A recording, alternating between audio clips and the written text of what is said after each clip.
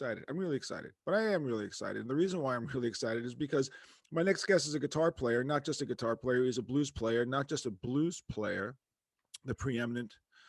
probably the preeminent blues guitar player, carrying the legacy of the blues to the widest, broadest audience, at least in America today.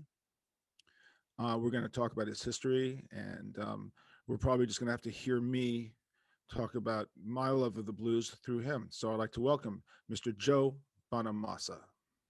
Thank you for having me. It's an honor. It's really an honor. And, it's one of those things that, when you look at your life, you never know, how people perceive you. And then the fact that you even know who I am is a real thrill for me. So, Well, first of all, I live a couple of blocks away from the Beacon, and damn it, you have replaced the Allman Brothers as the permanent name on that marquee, Joe. Well, when we used to be able to play gigs, I would play the Beacon, 3 nights, and I have an apartment pretty close. And I was like, it's like, this is great. You get to walk to work, and disappear into the hedge. But, I'm looking forward to going back. I'm looking forward to it all kind of coming back a little bit. We just got done. If my voice sounds a little off, it's just because I just sang every note that I could. We just got done with 5 socially distanced shows. And it was good to be back. It was really good to play again. Well, I've had to do, when I do these interviews, I have to always refresh myself, go back into Wikipedia, go back into the styles of the people who I'm interviewing. And it's always interesting to me, especially guitar players. I had Steve Vai on a couple of weeks ago, incredible player. Love Steve. Steve is, he used to sneak into gigs to see Twisted Sister on Long Island. Every time I hear those kinds of stories, I'm going, gee, how old am I? Right. I'm really old, But Steve was interesting because I said to him, because I'm always assuming, Joe, that everybody started off on Blues Breakers, Eric Clapton. That's just kind of like in my brain. We all start off with that. So I said to Steve, it started out as a blues guitar player? No. You're not into the blues?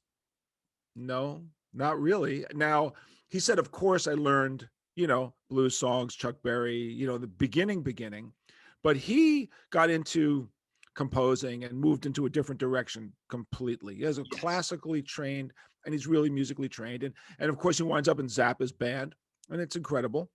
And he took that journey, and I was really astonished at the journey he took, and we had a great conversation. But for you, when I read about you, thinking that, you were born in 1977, I'm born in 1952, right? So when Clapton released the Blues Breakers album with John Mayall, it was 1966. So that means, that I'm 14, and in real time, I get that album. And prior to that album, I was into Danny Kalb from the Blues Project. He was the first blues player that we became aware of, like a kind of aware. This is before I got back into the Chicago history of it, right? Kind of like heard about the Blues Project. And then a hotshot guitar player in my neighborhood named Nick Katzman had a Fender Telecaster. And he said, you got to listen to Mike Bloomfield. He's the hotshot guy. So I did. Paul Butterfield. Bought myself a Telecaster in real time on 48th Street for $135 because of that. 14 years old. Then I get mononucleosis. I'm stuck in bed and for like 6 weeks. And my father says, well, maybe can I get you some record albums? And I said, yeah, get me this Blues Breakers album. Get me an album by this guy named Albert King, and get me East West by Paul Butterfield. So he comes home with Albert King, and he comes home with Eric Clapton and John Mayall, and that just blew my doors off. What a trilogy of records. What a trilogy of records to have, in so many different styles of the blues represented there. You've had the Butterfield, you have Albert King, obviously, who to me was the most immaculate conception player of all time. Nobody played like him before. Everybody imitated him after. But he was also a drummer. Albert Nelson King was his name. And he played with Jimmy Reed as a drummer, and then flipped over a flying V. One of the things about the blues, and I get a lot of crap about this, about being authentic. Well, we all are introduced to the blues in different avenues from different people. Like we can't all, have found an immaculate copy of Robert Johnson's, first album or a Columbia 78. We're introduced to the blues by people who came before us. Eric Clapton's, even the early rock and roll guys like Chuck Berry and Little Richard. They were getting stuff from the original masters. So when I tell people I didn't know who Howlin' Wolf was until I heard Cream playing Howlin' Wolf, I was like, who is this Chester Burnett guy? And it clicks every once in a while. It clicks, and you go, oh, here's the real masters that everybody's kind of copying or interpreting. I hate the word copy. Interpreting. Or influenced by, enormously influenced by. Now, some of the British, and we will keep their names out of this conversation, would take the original songs and stick their writing names on it. Huh? Would it rhyme with Bed Meppelin? I don't know. yeah. Something to do with a lemon tree. But when there's some of the original masters would, and then they would get these royalty checks, and you're like, oh my God, look at all this money I made. But to me, when I heard Clapton and John Mayall, who to me was a great protagonist, John deserves a lot of credit for that record because it was his band. Those were his arrangements. I interviewed him for my show. And he had a working band in London, and Clapton would float in and out. Peter Green would float in and out. And those were working arrangements to the songs that they would play live. But it was that sound. It was that tone. You mentioned like Bloomfield, everybody wanted a Telecaster. As soon as Clapton came out, everybody wanted a Sunburst Les Paul. And then when Bloomfield would switch to the Sunburst Les Paul, everybody wanted a Sunburst Les Paul. It's just because we worship our heroes like that. And you go, oh, if Clapton has a Les Paul, I'm going to sound like Clapton. Wrong. If Bloomfield sounds great on a Telecaster, let me get a Tele so I can sound like him. Wrong. It's tactile, and you will absolutely keep chasing it until you find the sound that's in your hands. Yeah, it's so true. So I know you had your own podcast, and of course you are a student of the blues, so I may be repeating stories that but let me just tell you this. So in 69, 70, Danny Armstrong had a guitar shop down on LaGuardia Place. And Danny Armstrong had a repair place on 48th Street, then moved down to LaGuardia Place. And so when Danny Armstrong's guitar shop opened on LaGuardia, all touring musicians that came through New York would stop by Danny Armstrong's. Yes. And I remember clearly, and I do mean clearly, I purchased an SG because I couldn't afford a Les Paul. I got an SG special, and I bought these humbucking pickups, and I brought it down to have it like destroyed and stuck, these, because that's what they used to do, just destroy this shit back in those days. There wasn't too much delicacy in replacing this stuff, So I would go down there, and he had two gold tops hanging on the wall, and one said John Sebastian, and one said Steve Stills, and they were $550. Yeah. And $550 to me in 1970 was a little out of what I could afford. I couldn't even get close. So I said, why is that there? And they said, oh, John Sebastian traded his in for a Sunburst. Yeah. And I said, really? He said, yeah, as a matter of fact, he told Michael Bloomfield to get rid of his gold top and trade it for a Sunburst. And I said, really? And they said, yeah, the story is that John Sebastian and Bloomfield are talking. You may know this story. And Sebastian says, why are you playing a gold top, Les Paul? And he says, well, I'm playing a gold top because, that's what I got. He goes, oh man, but you're a blues guy. You don't want that ostentatious Las Vegas-y looking gold thing. They make one with a Sunburst finish, man, more bluesy, Right. So now he gets his. Now, frankly, when the Blues Breakers album came out, and we're going to get a little here in the weeds to you people who are not blues guitar players, but Joe knows exactly what I'm talking about. When we're looking at the liner notes of Blues Breakers, you see Clapton holding a Les Paul from the back. You don't really see the front. But when the Super Session album came out, there was the burst on the front. And that was the first burst I could remember on an album cover. And I went freaking crazy, and I wanted cream rims, but you couldn't buy cream rims in those days, so I bought cream paint and took the rims off by humbucking. My mother walks in the room. she was happy I wasn't smoking weed. I was doing something different. I was like spray painting the rims Yeah. of my humbucker. But that's what I wanted. You know, you have the advantage being younger. There was a much more mature level of guitar parts, replacement parts, and all this stuff by the time you came out. So you didn't have to go jerry rig all this nonsense that we jury rigged. But this is a question I'm really curious about. You say that Clapton did not play a 60 Les Paul on the Blues Breakers album. He played a 59, although rumor has it was a 60. And you and I know the necks are very different on those guitars. So what's the story with that? Well, you know, I'm not sure. This is the thing about the Beano legend. The Beano legend, and I said flippantly that I heard the guitar was on the East Coast. I did hear the guitar was on the East Coast in the 90s, okay? I never saw the guitar. I don't know. Stolen, right? It was stolen. It was stolen at a gig, right. And you know, I heard that rumor at guitar shows, okay, because my father's guitar dealer. So I flippantly trying to get out of I was being interviewed in England and trying to get ready for my gig, and they're like, "Well, what about Beano? What about?" I'm like, "Well, last I heard, this was when I was a kid. It was on the East Coast. That was it. That started this whole Joe knows where the guitar is. Wrong. It is false, demonstratively false." So the thing is, my theory is, would Eric even recognize the guitar today? He's not had the guitar in his possession for over 50 years. And he's owned a lot of guitars. Now, when you're talking about, is it a 58, 59, or is it a 60? There's no serial number of it.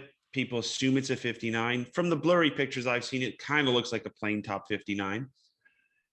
It could be an early 60, which are identical to 59s. They have a big fat neck. They have a 00 serial number, and they have that aniline sunburst. Not until late 60 where they get that tomato soup looking thing. And that thinner, the slim fit SG like neck. Yeah. So the thing about Beano is who knows? I mean, it could be hiding in plain sight. Most likely it is. It could have a new neck on it. A lot of them got re-necked when they fell over. People would put a new neck on it. You know, who knows?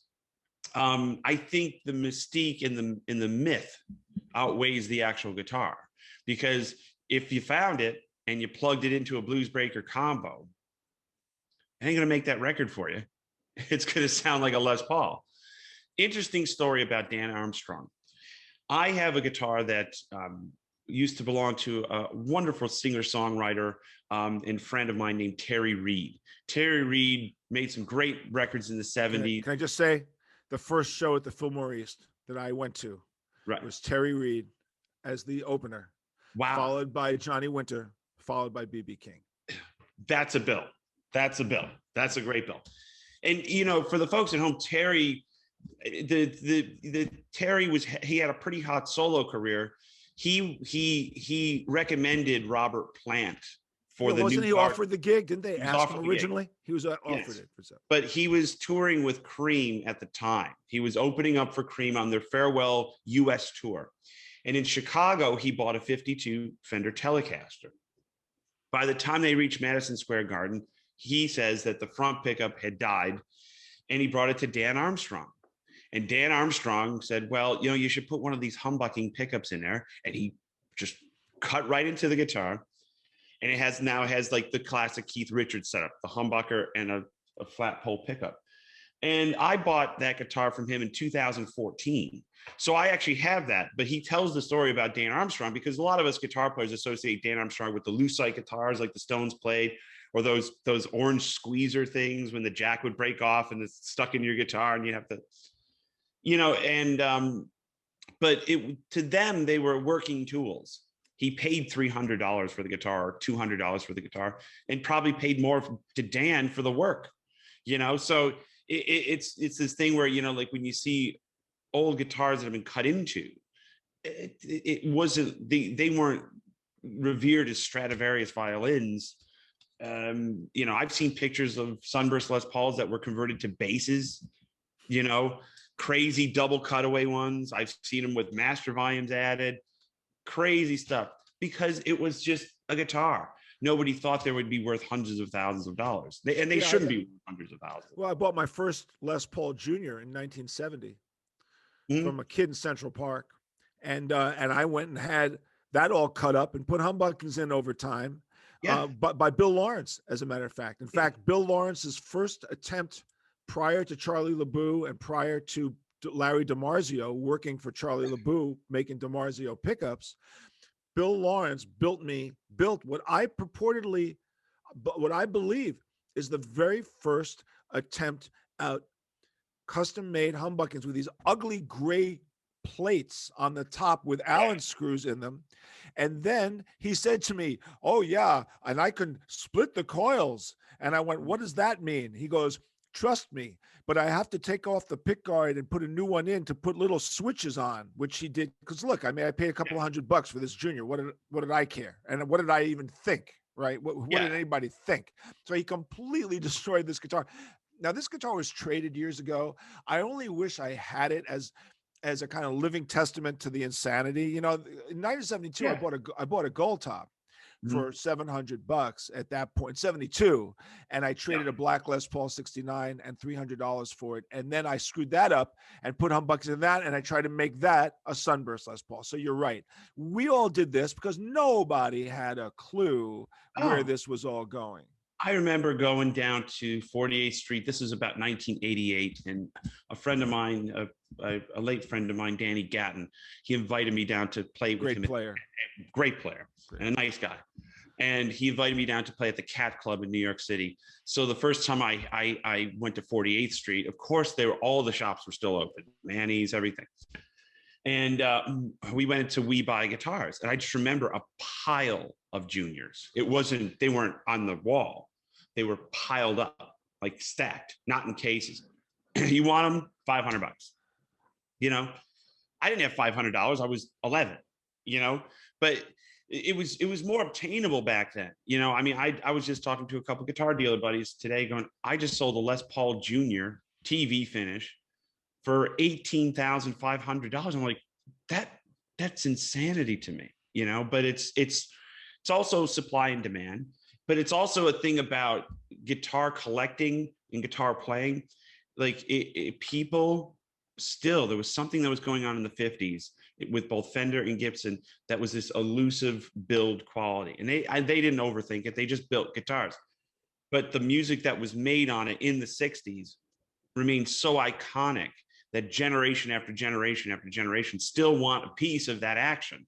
They want to be able to go, if I have this tool and if I work hard enough, I can actually sound like these records. You know, I could sound like Page, I can sound like Bloomfield, I can sound like Billy Gibbons. You know, it's like, you know, and it's cool to see that the interest is still there after 50 years. Well, we all know it is truly in the fingers of the player, but there is this intangible thing. There is this intangible tone. Now, I have to say, Brian May recently said his all-time favorite guitar solo was Clapton's Key to Love on the Blues Breakers album. Yes, and very good. I like that solo, but that's not my favorite solos on that album are Steppin' Out and Have You Heard. There is a bludgeoning, I don't even know where he evoked the emotional Sturm and Drang to create the playing, because I don't think he's ever played better. I really don't. I'm a big Clapton fan. I've seen him a million times. He's wonderful. He switched to Strats. I was not too happy, but whatever. Yeah, I don't believe there's a more emotional playing than he's done on that Blues Breakers album. Do you agree with that? He had something to prove, and I think he had something to prove to the Yardbirds. I never underestimate spite as a good motivator. You know, when I Have You Heard? Like the only time that I heard him play with that ferocity, because it's only like it's like a 16 bar chorus, was on the From the Cradle record. And he did Groaning Blues, which it was just, you go, okay, it's inside him and it's like a bolt of lightning. And like yourself, I am the biggest Clapton fan, and I'll take him with a Strat, I'll take him with a 335. It doesn't matter. You know, I just think his musicianship and his way of weaving in and out of the blues is to me the high watermark of any artist that's in this genre. And you know, the thing about the Blues Breakers record, you know, if you think about it, they roll in, you have Mike Vernon, you have a bunch of stodgy English engineers going, why are you playing this loud? Eric likes his amp in the corner. He doesn't like it direct mic, which is part of the sound. It's not direct mic. It's in the room. And it was like this new way of doing things because they were cocky kids from London. And I like that. And I try to, when I produce records or when I make records, I don't produce my own records. I produce other people's records, and Kevin Shirley produces my records. I like that balance, but I always try to, not for lack of a better word, make the engineer slightly uncomfortable. I just go, put a mic on it. Why are we overthinking this? Because if, there's the Steely Dan approach where everything is just perfect. And then there's the Blues Breaker approach where you hear cymbal stands and you hear, you hear like imperfections in the music, which make it special. It tells you that guys were, or anybody, human beings were in the room playing. And it's that wonderful symbiotic relationship you have with your favorite artist and your favorite records that makes you want to hear it time and time again. I met Gus Dudgeon years ago, and we discussed the actual recording of that album. And I said to him, was Clapton as loud as I heard he was? And he goes, let me tell you something. He goes, back in those days, the British engineers all had lab coats because we supposedly thought of ourselves as, we had white lab coats on. And these young guys come in, and I walk in, and Clapton is on 10 on this Marshall amplifier. And he goes, in those days, you turn everything at exactly 12 o'clock. Like, you start off at 12 o'clock on all the amps. And he goes, and obviously it was on 10. And I said to John Mayall, he has to turn down. And John said, you tell him. I ain't telling him. So he goes, I walk in the room, and I realized this is not happening as a conversation. And I took the mics all away. And as you point out, part of the beauty of the tone of that album is the ambient recording in that room. Yeah. So, Tom Dowd told me a great story, the late Tom Dowd, about recording Cream at the 56th Street Atlantic studio. Or was it 54th? Sorry. No, actually, because I do know that by the time they did Disraeli Gears, they were recording at the 61st Street studio, which just got torn down, by the way. It's the building just got torn down, 60th and Broadway. Yes. That was okay. So yeah, and I actually know that area well because I live a block away. Right. And the Tom was saying they rolled in with the Cream setup, and it was 2 stacks for Jack, 2 stacks for Eric. And he goes, my biggest problem was the drums. He goes, how do I keep everything out of the drums? And they did, but the sound of recording those records and the sound of that tone is volume. I still record super loud. I use my whole live rig. I don't turn down. I rarely will use a small amp. I use the whole rig, because even though you're just miking a single 12 or 2 12s or whatever combination you're, having the volume envelop the small room and sticking a room mic in there, you get this big hump on the bottom end, and it sounds like it, if you just push up the room mic, it sounds like the Blues Breakers, and you can be very flexible, and you get this big wide sound of the total rig, not just a single shot of the speaker, and it's important to experiment like that. There's no absolution as far as guitar sound. You can use a small amp in a big room and it sounds tiny, or you can use a small amp in a tiny room and it sounds massive. It's just how the mic perceives it and how the track perceives it. Tell me this. So you're 11, 12 years old, and you're really, and you're playing, and now you're playing. What infused you at that age? How did you learn the vibrato technique that you learned? Because you needed to understand what that was all about. Who brought that to you to allow you, and how were you hearing it at that age? I had a real easy, I had a real system down. I would learn from records, and I would have station 1 when my parents were around. So I would go out to the turntable and plug up a little amp, and I would play the records and I would jam along. And then I'd go into my room and I had a cassette deck. I had all my favorite, I was able to, you remember the cassette decks, you were able to take the record and then make a copy. So I'd make my own, like Joe's favorite cassette, and then I would stick it in this little tape deck that was just loud enough to get over the Silvertone amp that I had. It was a 1482, and you turn it all the way up and it crunched and it sounded great, but it wasn't that loud. And I would pretend like I would join the band.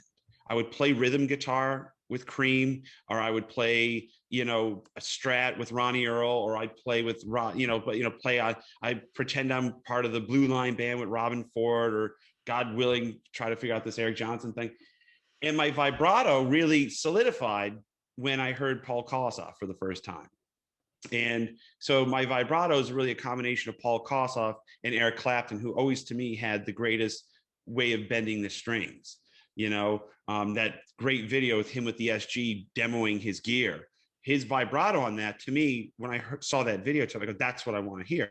Yeah. And I tried to temper my vibrato based on a clip that he probably doesn't even remember doing. But it's important to realize you never understand in real time what's going to influence somebody else.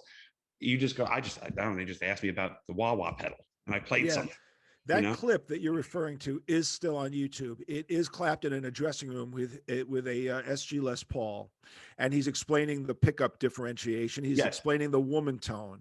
Right. So if you're into Clapton's tone qualities, and he's playing the vibrato and that blues riff, and really taking it apart to show you. So if you're a guitar player inclined to want to know how to do it, you could easily just put in Eric Clapton plays SG and teaches vibrato, and you'll catch it. So let's talk about Paul Kossoff for a minute. Okay. Again, I was fortunate enough being born in 1952, but I was 17 years old. First of all, I'd seen the Who and Cream open for Wilson Pickett in 1967.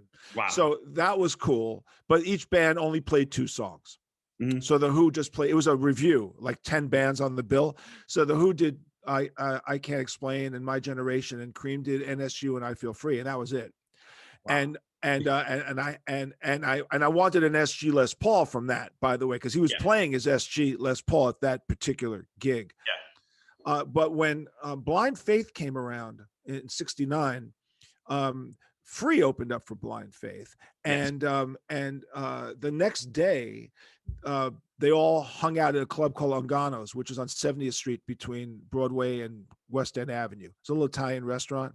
Right. And in those days, all the British musicians either used to hang out at Ungano's or Steve Paul's scene, because those British guys like little clubs. I don't care how big they are. They like little dark bars. They do. So they had these 2 bars, and one was in my neighborhood and one was on 50th and 8th Avenue. And I happened to be walking by Ungano's. I was 16, hadn't turned 17 yet, just about. And I noticed in little white letters, Free at Spooky Tooth tonight, and little white plastic letters that look like church letters. So I'm with a guy who, fortunately, his mom knew D. Anthony, the manager, and we walk in and he talks his way into the room. It turns out it's a private party.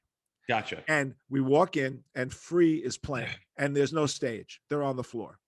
Great. So they're on the floor, and there's 10 people in the club. And D. Anthony takes me and my friend David, and he walks us right up to Free. And I swear I am 2 feet from Kossoff. Right. And he's 2 feet from Paul Rogers, because it's just us in a club. And I'm watching Kossoff's vibrato on his Les Paul. Yeah. It's a thing of beauty to watch it. Yeah, it really was. And his playing influenced so many. Like, if it was like he was the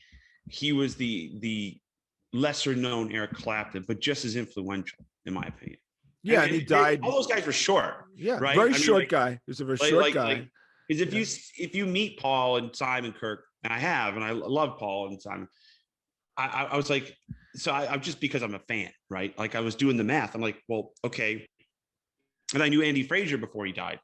And it was one of those things I'm like, they were all the same height, but they were all like 5'4" or 5'5", and Kossoff was actually the shortest of them all, because when we used to lean against the stack, I did a height thing one time. I leaned against the stack and I'm going, I'm probably like 8 inches taller than Paul Kossoff was, but because that Les Paul looked huge on him. But it did, just to scale. But anyway. But boy, did he have chops, man. He had chops. He just had, he's another one of these guys from the school of slow hand vibrato. spectacular. We can also go on. Albert just is another animal. He's another invention. It's the greatest four notes ever played by a human being. And Clapton, of course, revered him and played Strange Brew and everyone attempts to do Albert. You can't do Albert because Albert's playing upside down and gravity is doing something to that semitone that we're not getting, man. And again, like I said, it's like he was the most immaculate conception guitar player. I spoke at length about Albert King to Warren Haynes, and he said that to me, and it always stuck. I was like, nobody played like him before. I mean, then you're like going, certainly he must have listened to somebody or someone, and you're like, well, who's doing the bends? Okay, go back to Otis Rush played upside down and backwards. There was a few, they were southpaws and they flip it over. They didn't have a luthier to change the nut. They were lucky enough just to have a guitar, and a lot of people do that,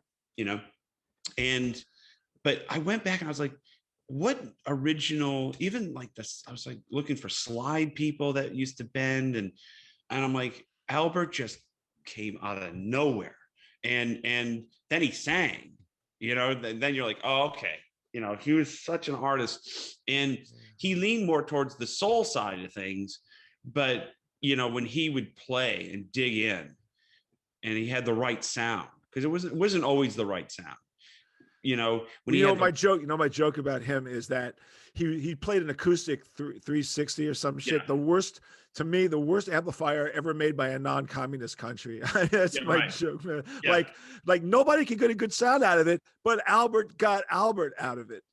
Yeah, and that phase tone that was built into it really kind of timestamps his mid to late 70s. My favorite Albert is Fillmore. Obviously, everybody's seen it. Blues Power. Yeah. And he had a dual showman.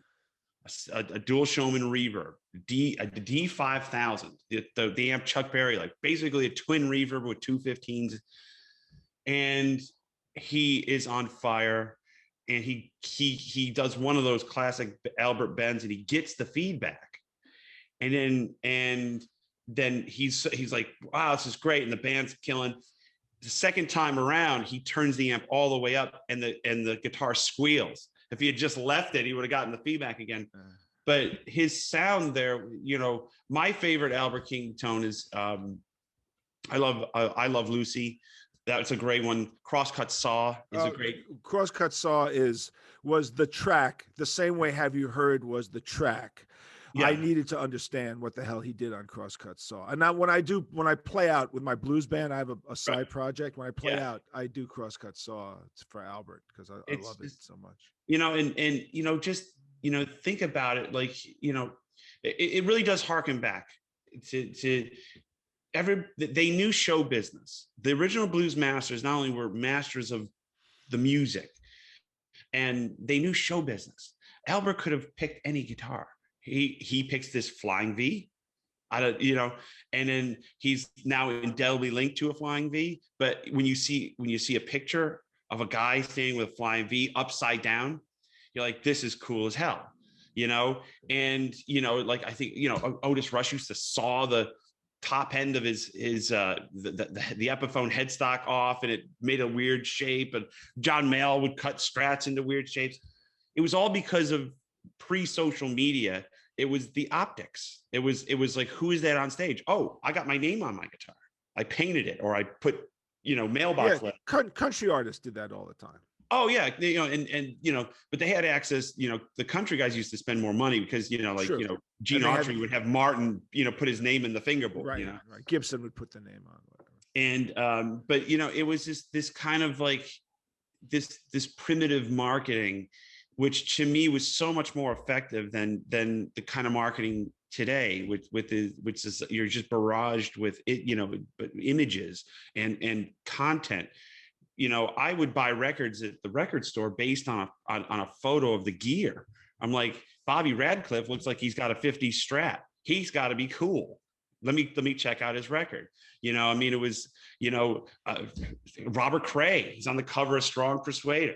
He's got the olive green slab board, and I'm like, he's got an old Strat. This has got to be good.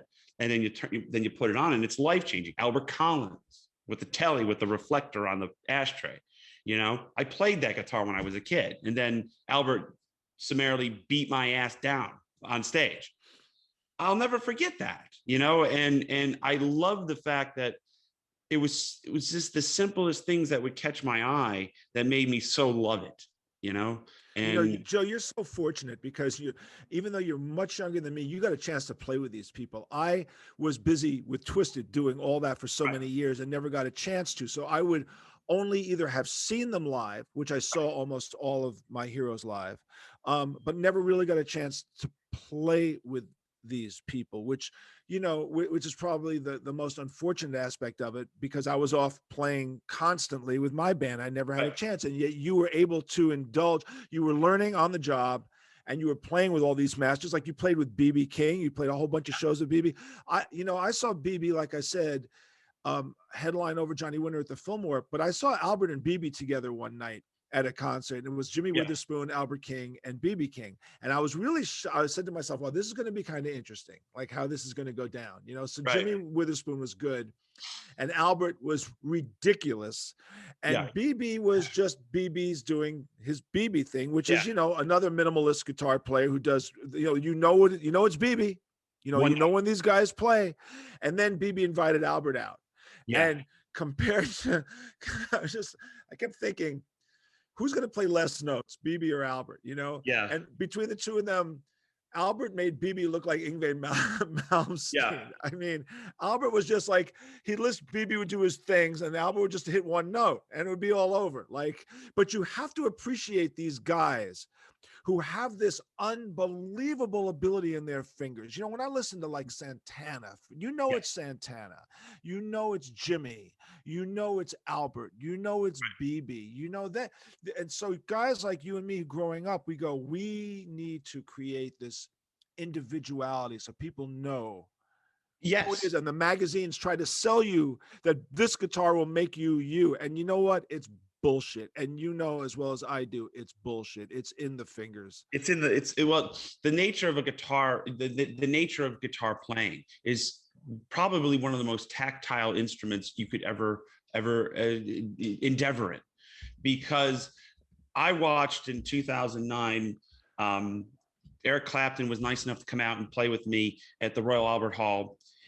And you know, what's in the gear? Okay. He had a brand new reissue Tweed Twin, American Power in London.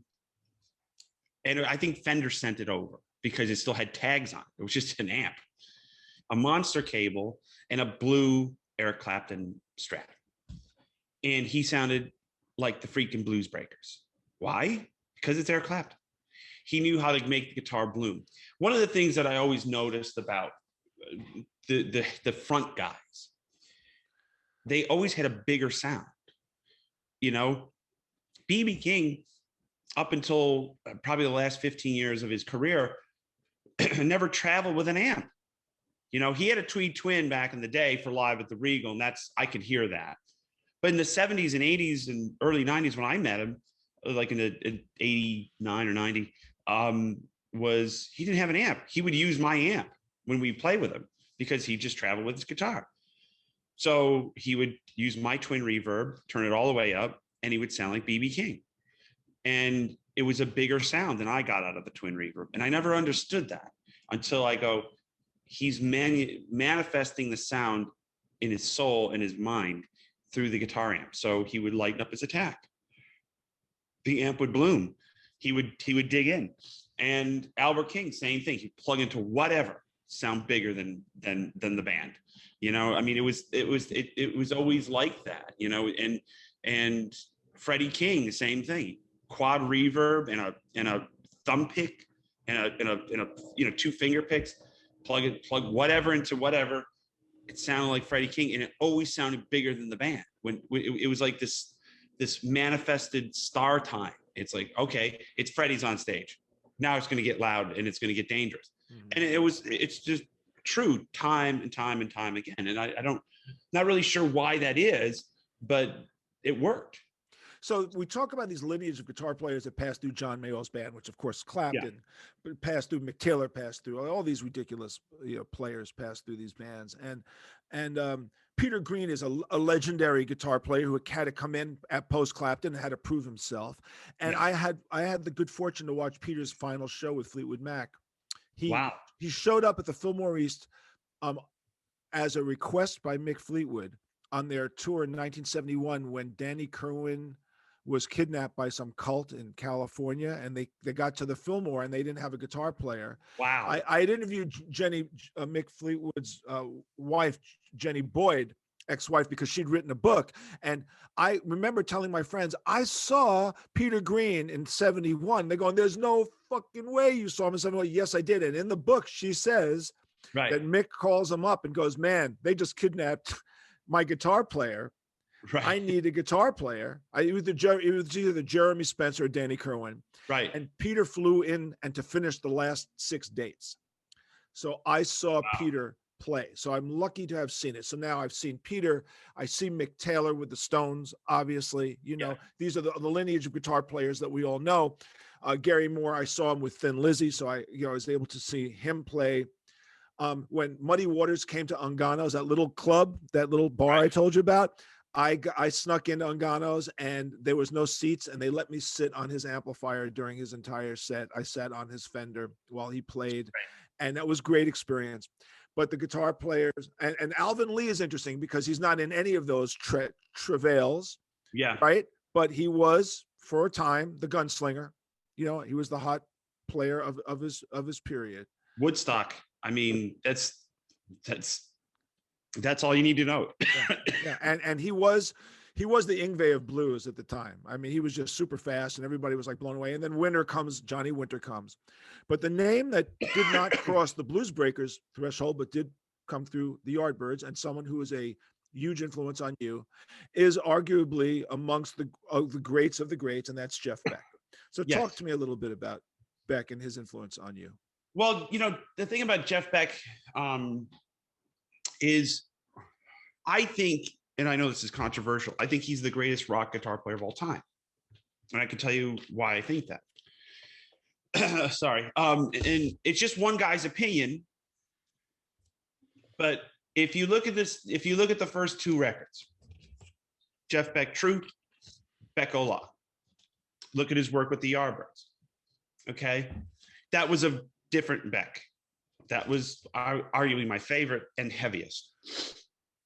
Then he got into working with Bobby Tench, and they did Rough and Ready, the ubiquitous Orange record. Right, Max Middleton in the band, Cozy Powell on drums, Clive Shaman on bass. Yep. And those things were, oh my God, what's Jeff doing? He would do these in 2 record stints. Then it became Wired, and he worked with George Martin and Blow by Blow. Now it's all instrumental.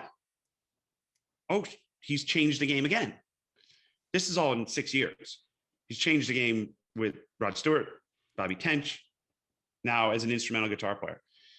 Then you get into the 80s and 90s, Flash with Jimmy Hall singing. It's Jeff Beck, then Guitar Shop.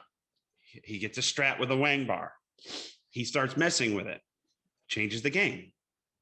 Now, we're almost 3 decades into his career, and he changes the game every 5 years. Then all that stuff he did in the early 2000s, Brush with the Blues. Where the hell did that come? I have a theory where it came from, but you're like, unbelievable. And then he did the stuff with, he's reinvented himself and influenced guitar players for his whole life.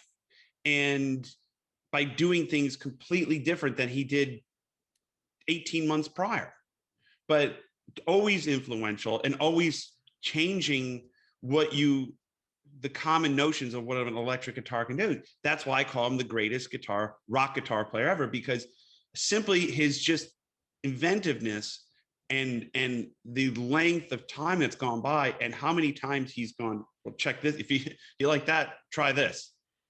And it's amazing to see. It's amazing to live in the same time as Jeff Beck, because you're going, like, we're just lucky to live in the world that he exists. And it's impossible to we'll never know what Jimi Hendrix could have created over time. We'll never know, because it was around for such a short period of time, and in that period of time, he upended everybody and screwed everybody's life up, you know, really conveniently. He just fucked it all up for everyone. I was fortunate to see the Jeff Beck group with Rod Stewart at the Fillmore, their first shows, which was great. Again, I happened to be at the right place at the right time. Right. And then when Beck switched over and did the albums with Max Middleton and Cozy, I saw that band. I've seen him a lot over the years, and his playing, he is an insanely great player. And my wife and I went to see the Clapton Beck reunion tour, you know, that thing. Right. And Beck opened and was ridiculous. Yeah. When he came out with Clapton, my wife said to me, you know, Eric is really great, but Beck is something, you know, she's not a guitar player, right? She's just listening as a listener. And she said, what he's doing is some of the most remarkable things I've ever seen. You know, if you look at the Beck, Page, Clapton legacy, you go, okay, Page, master producer, songwriter, most successful of the bunch, you know, created a band that arguably next to the Beatles is maybe the most influential rock band ever, right?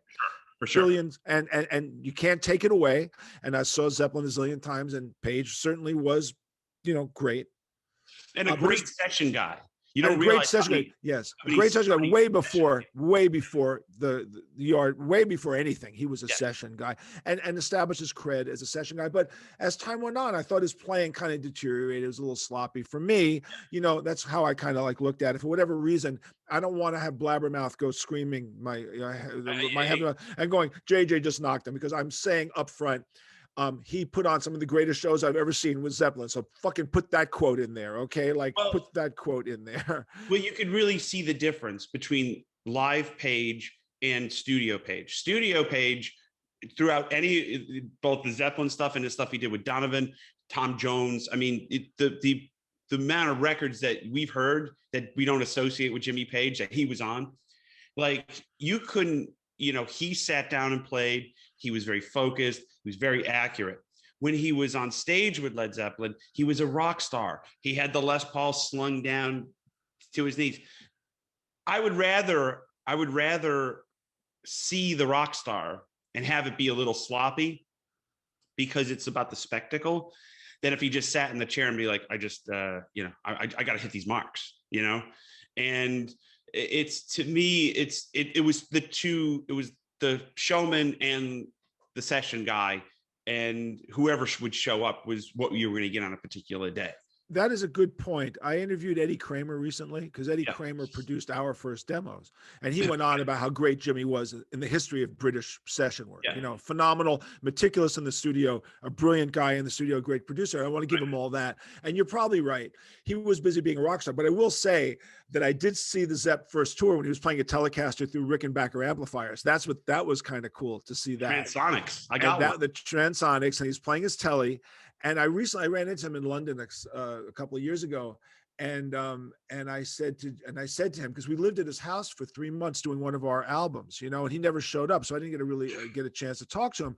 And we're on the street on Oxford Street, and I said, by the way, Jimmy, I just want you to know, as a fanboy, I said, you know, I was front row at the Fillmore, and you were playing a Tele through the Rick amps, and he's like, oh my God, you know, you remember that? I said, of course, I'm like 16 years old. That means everything to me, you know? And I said, and 6 months later, you come back and you're playing a Les Paul through a half stack Marshall. Yeah. And I'm front row for that. And he goes, you remember that? I said, of course I remember that, you know? For me, that's rock god shit, you know? That's like, of course you remember that stuff, you know? So. And it's him on Joe Cocker's with a little help from my friends on the studio version. That's him. That's it. Oh, that's him. Doing the high, you know, fills. And, you know, when I saw the Jeff Beck group and Zeppelin, they all had these Transonics. And I was like, they're great design and they're solid state. And I bought one about 4 years ago, and I plugged up a Les Paul. They're big and they're loud. And it's in Nashville in my apartment. So I try to keep the neighbors on my side, but I wheeled this thing into the house. And by the way, you didn't buy it at Rumble Seat, did you? No, he's got 4 of them. He's got them. One, and out of spite, I found one in Indiana. Yeah. Okay. So I said, Elliot, sell me one of the trains. He goes, no. I'm like, okay, I'm going to find one. Anyway, I did. but the Rickenbacker 201 transonic, this is some nerdy shit right here. That's the one you want because it's the right speaker configuration. By the way, all the power's centralized in the cabinet. So the power amp's in the cabinet and the head is just the brain, but it's got the fuzz tone and the reverb. If you plug up a Tele, early 60s Tele or a Les Paul through that amp and you start channeling that style and those songs, you go, that's what they used because it was loud. Jeff Beck group, you see Ronnie Wood with the transonics, you know, and Jeff has the slant cabinet upside down and the Sunburst Les Paul, life changing. And I don't think they ever thought much about it. I just think it was one of those things where they were like, it sounds loud, you know, and then Hendrix used Marshalls and everybody wanted Marshalls, you know? Yeah, well, Jim Marshall, I did a promotion tour once with Jim Marshall, and I said to him, amongst many questions, I go, so you've been married 7 times? I go, he goes, yeah. And I said, why? He said, because my wives get sick of me telling the story that I have to tell about Marshall every fucking day of my life, every time I meet a musician. How did that stack get created? We're going to take a break for a minute, and we'll be back right after this. All right, give me a second. Okay.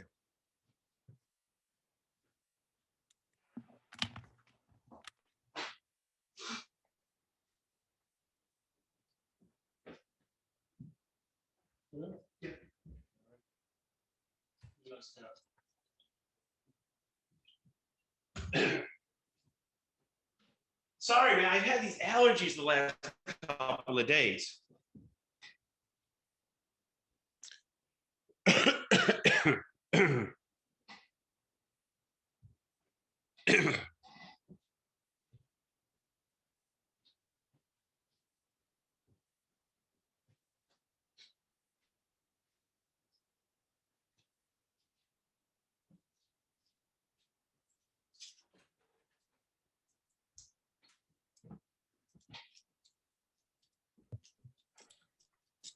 Did you say you're in Laurel Canyon? Yes. Joe? Oh, awesome. Looks Yeah, like this is my 6th year here. I live right across the street from the Women of the Canyon, or is it Ladies of the Canyon or Women of the Canyon house? The one where she took Ladies of the Canyon. Ladies of the Canyon. Oh, awesome. It's cool. Sorry, my allergies. I just came from Nashville, and everything is in bloom, and my allergies for the last 2 days have been absolutely on fire. And I don't usually have allergies, so I'm like. Before we resume, and by the way, I won't take up much more of your time. We could go. I could go for 10 hours. Yeah, we could go for fucking hours. But I want to just tell you a story that you'll find pretty funny. And I've told it, so I don't want to tell it on the show again. And then we'll continue. Yeah. So I live on 91st and Amsterdam Avenue. Mm-hmm. So in 1968. Because of I saw, excuse me, 69, because I saw the Stones play with the SVTs, I couldn't afford SVTs. So I bought a V4 stack, right? Mm-hmm. And I bring it to my apartment on 91st Street. And it's 1969, and my mother's out, and I got my SG, and I turned up to 10, and the windows are open. It's in June, and I'm fucking blasting the shit out. I'm smoking so much weed that it looks like Chernobyl in my apartment. You know, I'm fucking wasted, and I'm going crazy. And all of a sudden I hear banging on the door, like fucking banging. I'm thinking, Jesus, it's the cops, right? Right. So I go to the door, and it's this woman, and she's like in her early 20s. And she goes, "You son of a bitch, do you have any fucking idea how fucking loud? I'm trying to write my thesis for my PhD, and I can't concentrate." And I look at her, and I said, "I don't recognize you. What apartment do you live in?" She goes, "What apartment? I live on 87th in Columbus." That's great. Well, you know, like here. That was a loud amp. That V4 was a loud fucking amplifier, my friend. And you know, in New York City, I mean, like I have an attenuator because like I don't want to make any waves. I don't want the broomstick on the floor or the ceiling. Yeah. It's you know, those days are gone for me.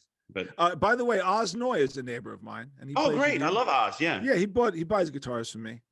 you know. So I just got rid of 3. I got rid of 2 juniors. I got a TV junior, a TV, had a burst, and a special. I just sold them to Elliot. Oh, nice. Nice. You know, he's moved. So in fact, he moved that 59 335 that you were never told I was selling. Oh, okay. Right. Right. Yeah, it's too bad. That was Elliot's great. Man, I've known him since I've been a kid. Like literally, I used to drive out to Ithaca when I was a 16-year-old kid, and my dad was in the business, so he would buy stuff for my dad, or we would trade. And it's so funny. I've known him for that long, you know. And he sold me my first Sunburst Les Paul. He sold. Did he? Magellan. Okay, well, we won't get into that deal, but you know Perry, of course. We know Perry, yeah, of course. You know, the keeper of the gates. We won't get into that. All right, let's go back. Hey everybody, it's JJ French. We're back again with Joe Bonamassa. We're gonna, you know, we could go on for a long time, and if you're a guitar player, you'd probably want us to, but I don't want to keep Joe much longer. So I want to talk about current projects with Joe and promote whatever you wish to promote. But I would like to say this about Beth Hart, and let's talk about that amongst other things. So Janis Joplin is generally considered greatest white female blues singer, and of course legendary. Saw her many times. I actually saw the Grateful Dead open for her. Right. You know what the Grateful Dead does and as an opening act? They tune up and say goodnight. That's really what they do. Yeah, there's your 45 minutes. That's 45 minutes, you know. So anyway, and Joplin is great, but I always liked this singer named Tracy Nelson more. Mm-hmm. She had a deeper voice. Are you familiar with Tracy Nelson? Not. That'll be my discovery for the day. Mother Earth. She was in, and you know who guests on the album is Mike Bloomfield. I'm writing this down. So get the album Mother Earth or download it and listen to the song Mother Earth, which is a Memphis Slim song. Right. And Bloomfield's playing under the name Mackel Blundfeld because they wouldn't let him contractually play. And I got to tell you, this is kind of interesting because you would know this more than most people. Most guitar players tend to drift from Gibson to Fender, not the other way around. Yes. In terms of evolution, it seems to be, if you consider yourself, and I don't know why this is, maybe my joke is I need humbuckings. I need as much help as possible to cover up my mistakes. That Strats certainly expose you a little bit more, and Tellys really expose you. Neil Young on a Telly, I need ibuprofen. Okay, that's all I can tell you. Exposes you. But anyway, Bloomfield is playing a Les Paul on this track. You can tell when you hear it, he is trying to be as literal a Chicago blues player that is assimilating more of a Buddy Guy-ish vibe than his typical proto Johnny. You know, Johnny Winter took that super fast telly sound and brought it to a Strat and a Firebird. Or to a Firebird, actually. But this is very different. So listen to Tracy Nelson. She's really great. You know, my favorite about the Bloomfield thing. It's he got that burst from Dan Erlewine, legendary guitar luthier, and they traded a gold top just like John Sebastian traded a gold top, and that big flamey thing that's supposedly in Toronto. And my favorite Mike Bloomfield moment. Out of all, and Jimmy Vivino and I, we go to Cafe Fiorello, and we will spend the entire evening talking about Michael Bloomfield, the settings on the amp, live adventures of Mike Bloomfield and Al Cooper. The very end of the last song, clang, he just face plants the Sunburst into the amp, bang, and you hear it, and it was just a tool for him.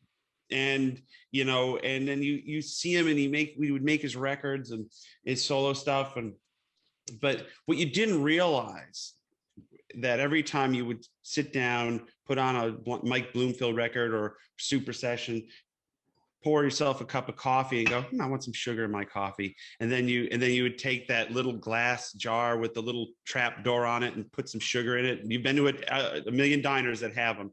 That was a Bloomfield family product. His family was very wealthy. Yeah, millionaires, from what I understand. Bloomfield, I tried to buy out of the backstage, and they looked at me like I was crazy. One of these gigs I did, they had a vintage 60s Bloomfield coffee maker. I go, I want to buy that because I'm such a geek. I would put it in my house. You know, it didn't work and it was really manky, but it said Bloomfield, you know, and not a lot of people realize that Mike Bloomfield, his family was very wealthy. So he kind of could afford to pop around and leave the session, didn't care. He was just this kind of maverick soul. And, you know, still to this day, it's to me, it's like his influence is so great and so grand that you never, it's just incalculable how much he changed the game. Hendrix changed the game. Clapton changed the game. Beck, you know, all our idols we're still talking about with passion and fervor. Yeah, well, they made extremely meaningful music, and they made it from the heart, and there was no calculation involved. There was no commercial calculation. It was just really from the heart, and it was spectacular stuff, and it stands the test of time. And there was mystique. The other thing about it, JJ, is there was mystique. Well, that's true. You only saw them when you saw them. That's if Hendrix came out today, Immaculate Conception, same songs, but he started off his life as an Instagram influencer. It doesn't carry the same weight. You know, if Gilmore was on TikTok, think about that. You're like it, and we all use social media, obviously, but the fact that you only knew what these guys looked like from a Jim Marshall photo of, you know, I only knew what Bloomfield looked like because he was on the back cover of the Super Session record, you know, and then live at the old Waldorf, you know, with the telly in the white basement, you know, you're just like, that's the only images I have of Mike Bloomfield. You know, I wouldn't probably recognize him on the street. That to me is why that still carries that weight. And, were you a fan of the Electric Flag? Yes, but anything Buddy Miles that I was into. Okay, so you know Clapton, excuse me, I was saying Bloomfield's guitar playing on Texas is as close as he's going to get to that. You know, he's playing his Les Paul at that point, you know, and it's not a telly, and he's really crying, like he's trying to cry. I think I never met him and didn't have an interview with him. Right. I think Clapton's effect on him was huge, is what I think. Yes. That's just me assuming. Yes. Whereas I don't believe Bloomfield's effect on Clapton was anywhere near Clapton's effect on Bloomfield's playing. Because by that time, Clapton had kind of moved on. He was more into songs. He'd hooked up with Delaney and Bonnie, and he was on a different path, you know. And then there was that time in the 70s where Eric wanted to be Don Williams. He was wearing a cowboy hat, Lay Down Sally, Tulsa Time. You know, even his road cases said Tulsa, Oklahoma. Well, when he was touring with Blind Faith, and I walked into that little private party I told you about where Free played, well, the headliner that night, check this out, at that private party was Delaney, all playing together. Delaney, Bonnie, Clapton, Stevie Winwood, Dr. John, and Rick Gretsch, and Jim Keltner. And they got up on stage they got up on the other little stage at Ungano's and played for 3 hours to me and my friend David and about 10 other people in the room. And so we sat 10 feet away in folding chairs. I still say to my friend David, that may be the greatest night of my life. Stumbling into that private party where they just played for us, because, you know, when you're 16 years old, my God, it has that effect, you know, that effect. But look at what you did, Joe. You took your talent and you got to meet these people and play with your idols. And I'm fucking jealous. I really am jealous, my friend. That's a hell of a gig, man. Well, you know, the thing is, I always say if it ends tomorrow, and, you know, throughout the pandemic, you know, everybody's gone through their calculations in their mind. I said, if it ends tomorrow and I don't have an audience when I come back, or I've been aged out or canceled or whatever the hell they want to do to me, I'm just going to go, you know what? I've had a good run. I've had a 31-year run in the blues business, and I've sold 9 million records, and okay, I'm good, you know, and if it ends tomorrow, I'll be very happy. And the fact that in my lifetime, I got to be on stage with B.B. King, on stage with James Cotton, Albert Collins. I got to shake Willie Dixon's hand at a Buddy Guy show in Hollywood.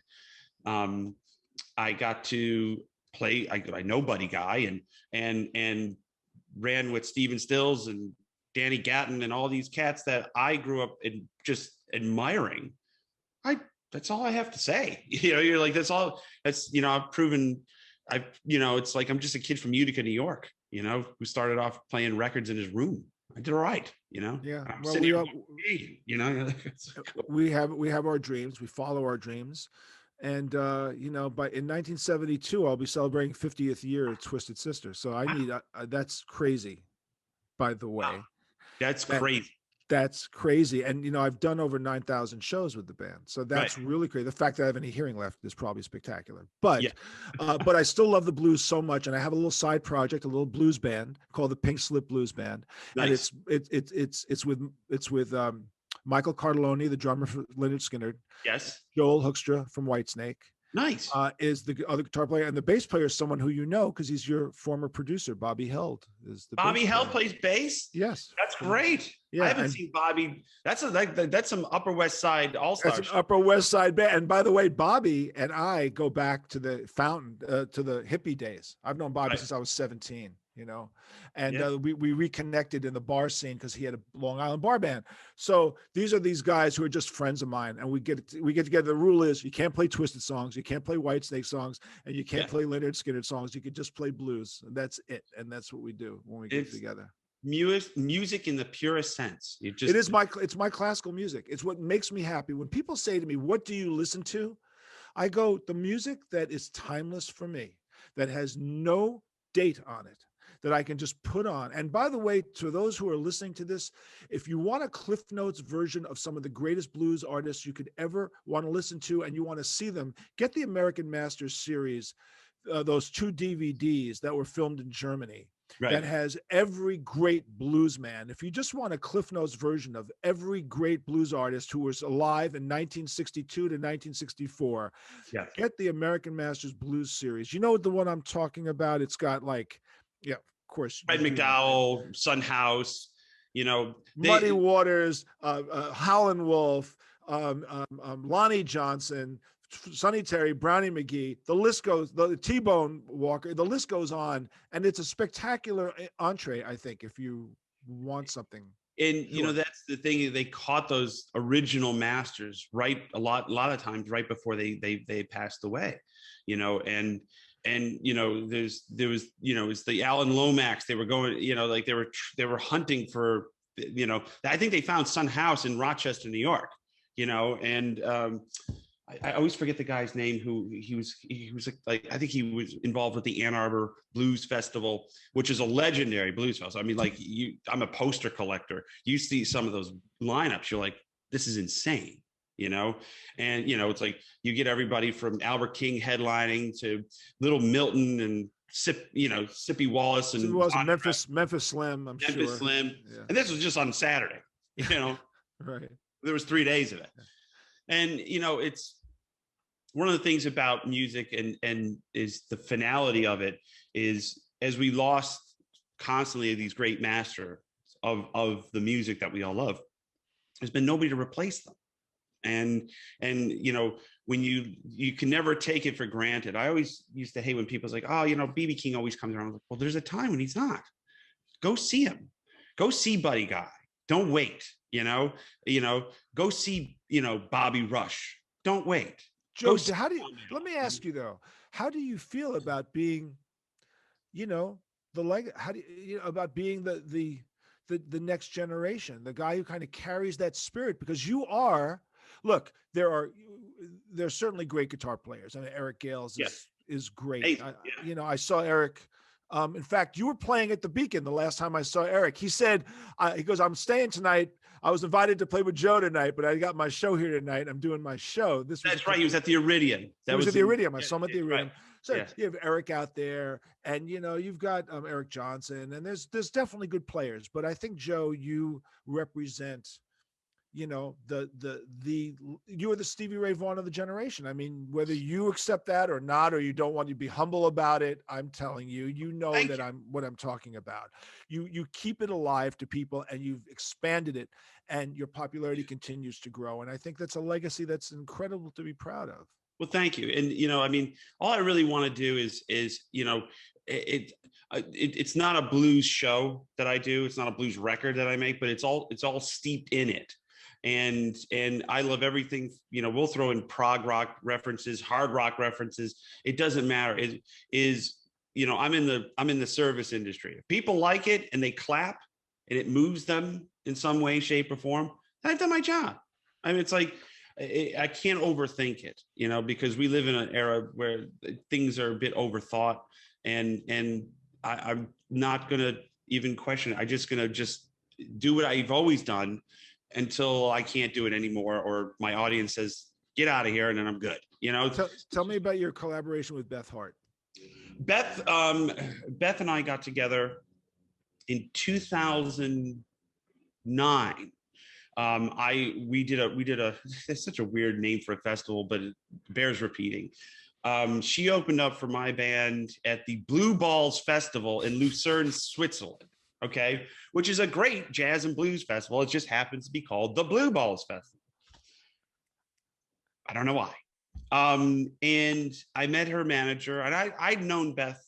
I'd never met her, but I'd known of her because she had that LA song on the radio, and she was on television, and she was kicking around LA. She was in LA, you know, and we had mutual friends, but we'd never met. And so I meet her, and I was like, oh, this is really great. She's a one-woman wrecking crew. You give her a microphone and point, and you go.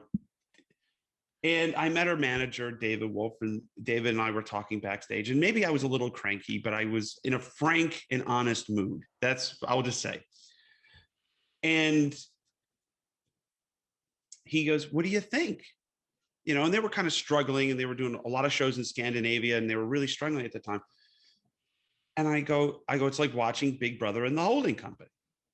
And he smiles and he goes, yeah, we get that a lot. I go, I wasn't giving you a compliment. Compliment, no. For those who don't understand, I go, Big Brother wasn't exactly the greatest band on the planet Earth, and Janice was the only reason why you would go. So I said, I'm not giving you a compliment. And I said, we gotta. I go. She's great. The show needs to. You asked me what I think. I'm telling you what I think. Cocky little 33-year-old. And about 6 months later, I'm in Greece recording a record called Black Rock, and I on iTunes, and I ended up getting an internet connection where I bought on iTunes the Get Your Yayas full set.